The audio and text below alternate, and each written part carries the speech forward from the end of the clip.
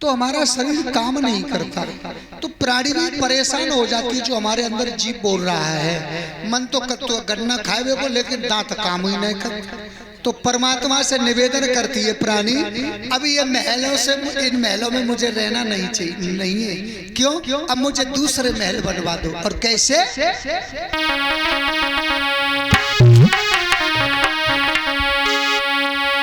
अरे बंगला बनवाई दो छविदार स्वामी, इन महलों में रहोगी।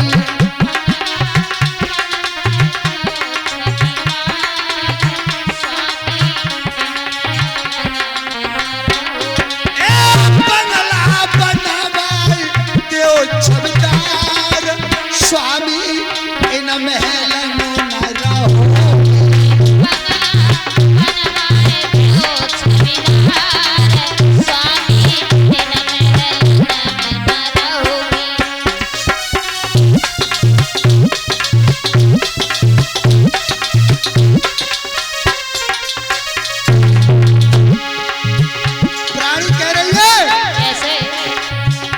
सुनो, इस मकान का क्या क्या खराब हो गया महाराज जी।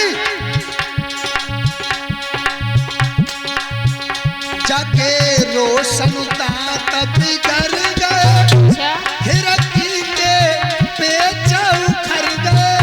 जाके रोशनता बिगड़ गए, हिरकी के पेच उखड़ गए।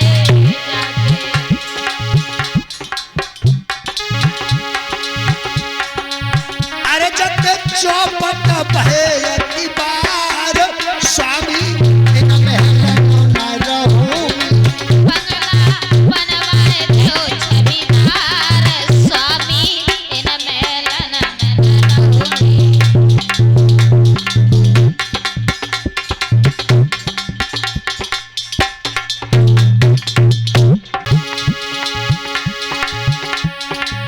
बंगला बनवाए दो छविदार स्वामी, इन महलों में रहोगी।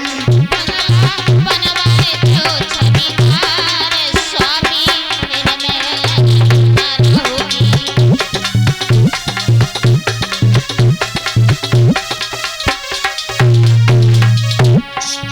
भाइयों, प्राणी कह रही है ऐसे, अब दांत खराब है गए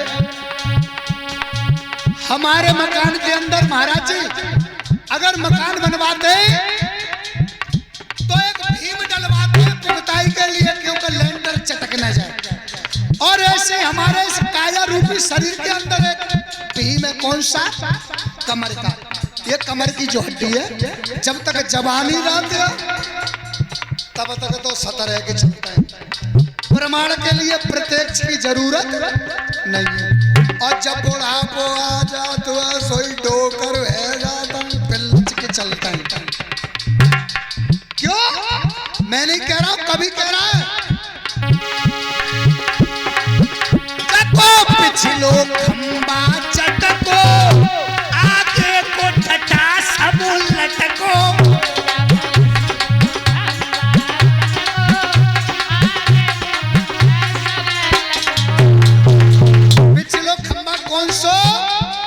कमर की हड्डी कमजोर बच जाती है, सोई लचला। आगे को ठटा सब लटको। सुरेश भैया, महाराज जी से पूछ लो, अपनो पेट उभार के देखो और महाराज जी को पेट उभार के देखो। क्यों? गलत कह रहा हूं तो तुरंत बताइए। बोलो, जवानी पर पेट की खाल चिकनी होती है, और बुढ़ापे में आके पेट की खाल सुकुड़ के लटक जाते हैं। गलत तो नहीं कह रहा? गलत कह रहे हो तो बताओ भक्तों। और मैं भी नहीं कह रहा, कभी कह रहा है। आप लोग जानते हैं, यहाँ ना पहुंचा रवि, वहां पहुंचे कभी। और एक बात बता सकते हैं आप सभी, और यहाँ कभी ना पहुंचे वहां कौन पहुंचेगा? महाराज जी कौन पहुंचेगा? यहाँ कभी ना पहुंचे, वहां कौन पहुंचता? अनुभवी। क्यों? यहाँ ऐसा हुआ होगा।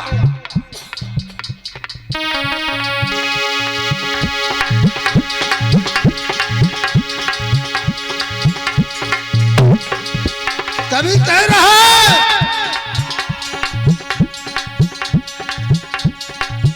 जको पिछलो खंबा चटको, आगे को ठटा सब लटको।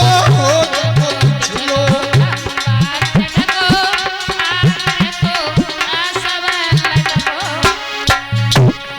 अरे जटे है रे पंडित बार स्वामी इनमें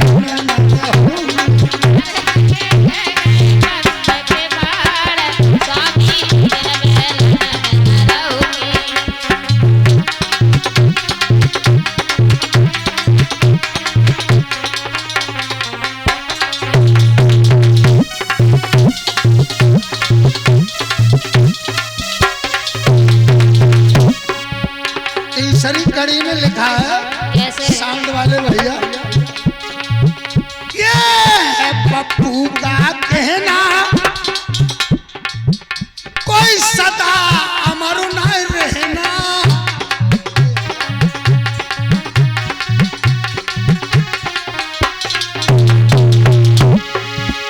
ये है पप्पू का कहना, कोई सदा अमर न रहना। मैं जान तो तुम्हें जीवन भर मेरे कपड़े में लेकर गो जीवन और हम डोल रहे हैं इधर उधर, क्योंकि हम गृहस्थी के चक्कर में फंसे हुए हैं। क्या कोई गरीब है, क्या कोई अमीर है, क्या कोई राजा है, क्या कोई रंग है, क्या कोई फकीर है, कोई स्वर्ण भस्म खाता है, कोई अच्छे अच्छे पकवान खाता है, लेकिन सबको जाना पड़ता है। कभी कह रहा है दुनिया में लाखों का मेला लगा, हंस जब जब उड़ा तब अकेला।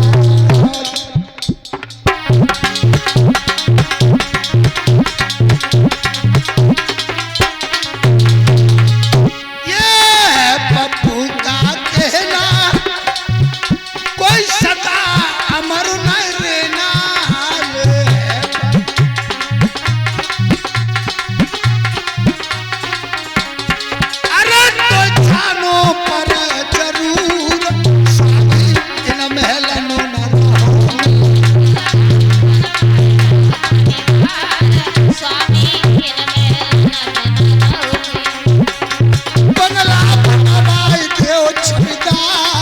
स्वामी इन महलों न रहूं, स्वामी इन महलों न रहूं।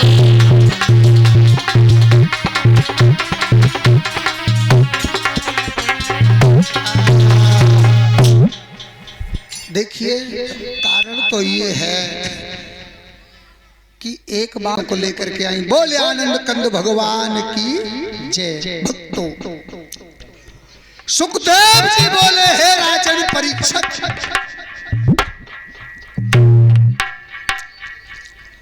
सतयुग की कथाओं का मैंने वर्णन किया। उत्तरानंदन परीक्षित बोले, अभिमन्यु के पुत्र परीक्षित बोले प्रभु मुझे बड़ा आनंद आया। अब आप मुझे त्रेता युग के बारे में बता दिए, भगवान श्री राम का अवतार कैसे हुआ। सुखदेव जी बोले हे राजन परीक्षित, महाराज दशरथ की 3 रानियां थी, कौशल्या, कैकेयी, सुमित्रा। कौशल्या जो थी ये कौशलपुरी की रहने वाली थी, कैकेयी जो थी ये केक नगर की रहने वाली थी।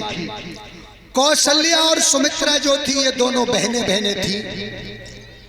इनमें रहस्य तो बहुत बड़ा है, लेकिन थोड़ा शॉर्टकट में लेके चलूंगा क्योंकि टाइम नहीं है। टाइम की तो हर जगह ही कमी है।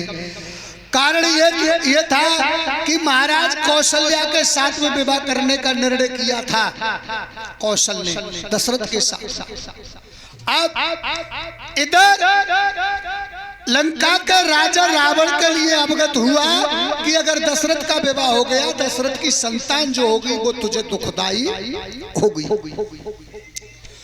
तो जैसे ही दशरथ की बारात आई, रावण आया, कौशल्या के केस पकड़ के खींच के ले गया, उसे भांडीर वन में ले जा करके एक शिला के नीचे उसके केस दबा दिए भक्तों।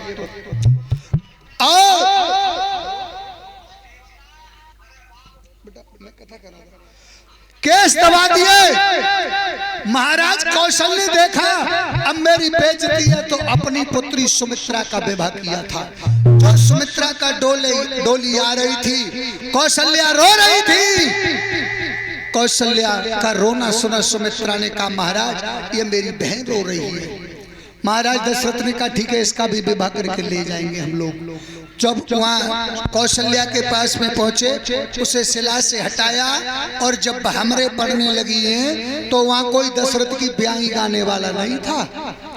रावण के यहाँ बेमाता चाकी पीसा करती, वो चाकी पीस जाते ब्याही गावा जावे पहली बार। कथा तो 3-4 घंटा की है, लेकिन कहनी 10 मिनट में पड़ेगी। कारण ये हुआ था, रावण कहने लगा किसकी ब्याही गा रही हो? बोली दशरथ का विवाह हो रहा है। रावण चला। एक परंपरा और चली आई भैया, 3.5 भामरे परे तोलो लला को तो आगे रखे लली को पीछे, और 3.5 भामरे परवे के बाद फिर लली को आगे कर ले लला को पीछे। जब तक रावण नहीं पहुंचा तब तक दशरथ आगे थे, कौशल्या पीछे थी। और रावण पहुंच गया मारने के लिए, तो डर की वजह से कौशल्या को आगे कर लिया, दशरथ को पीछे कर लिया। रावण की कोई पेश नहीं पड़ी। रावण ने यह वादा किया कि हे दशरथ, मैं ये वादा करता हूं आगे के लिए तुम्हारे वंश का नाम नहीं चलने दूंगा। चला गया। महाराज दशरथ कौशल्या के साथ में, सुमित्रा के साथ में विवाह करके चले गए। रावण की मां का नाम था कैकसी। रावण ने अपनी मां को भेजा कैकसी के लिए कि हे मां, आप किसी तरह से दशरथ के कामदेव को नष्ट कीजिए। कैकसी ने जाकर के दशरथ के कामदेव को नष्ट किया, और उसी कामदेव द्वारा लंका में विभीषण का अवतार हुआ। जो कहते हैं कि विभीषण राम का भाई था। अब कहते हैं कि रानी के संतान ना है भाई, रानी बांझ थोड़ी। ये दशरथ के अंदर कमी थी, जो किसी रानी की कोख से संतान ने अवतार नहीं लिया। महाराज दशरथ ने बड़े दान पुण्य किए, यज्ञ रचाया। कौन सा यज्ञ रचाया? महाराज जी पुत्र अष्टि। अगिनते प्रकट हुए, हबी की खीर बची, तीनों रानियों के लिए दे दी। तीनों रानियों के 4 पुत्र हुए, राम लक्ष्मण भरत शत्रुघ्न। ठीक है ना? और गहराई पूछे तो सुबह आकर के मिले। अब कारण यह है, 4 पुत्र हुए, होशियार हो गए। विश्वामित्र यज्ञ करने के लिए जाते थे। ताड़का नाम की राक्षसी मारी, सुबह मारीच का वध किया, उनका यज्ञ पूरा करवाया। और यज्ञ पूरा करवाने के बाद भगवान श्री राम से अवतारी लक्ष्मण भरत शत्रुघ्न अयोध्या में रहने लगे। इधर क्या हुआ? महाराज जनक के यहाँ एक धनुष था बहुत भारी। कितना भारी वो धनुष? कब बना, क्यों बना, किस लिए बना? अब कहते हैं गिनती गिनो, 1 और 1 के बाद क्या आनी चाहिए सब बताओ। 2, लेकिन 3 क्यों रहा परी? त्रेतायुग क्यों आया पहले? राम का अवतार क्यों हुआ? भक्तों शंकाएं तो बहुत हुए, पर बताएंगे। अब बताएं कहां से? चलो द्वापर युग की कथा चलेगी जब बताएंगे, ठीक है ना? बोलो बोलो बोलो। इसी बीच